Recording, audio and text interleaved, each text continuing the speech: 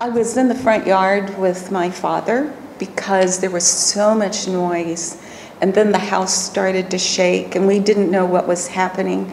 So we went into the yard and we stood in the yard and we looked up and we saw these airplanes coming over, which we now know were torpedo planes because they have to come in low to drop their torpedoes. But to be 6 years old, I didn't know what I was seeing. I often wonder, my father must have been so scared to have, two little children. It changed all over Hawaii and more than on the U.S. mainland, just because we were the ones that had been bombed.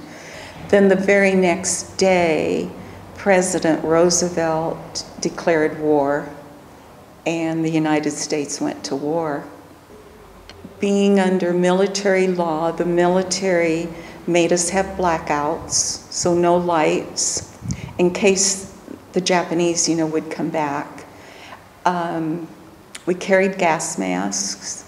We had no school till February because they had to build bomb shelters. And we had no after-school activities. You couldn't leave your house after dark. I had a picture in the show, but I didn't talk about it. But on our car lights, we painted the bottom half with black paint, and then the top half with gray paint, and only this much light would come out. The women and children were sent away. That was very sad. I didn't leave. I stayed in the islands. But everywhere were soldiers and sailors and Marines and guns and camouflage netting. I always knew I had a story.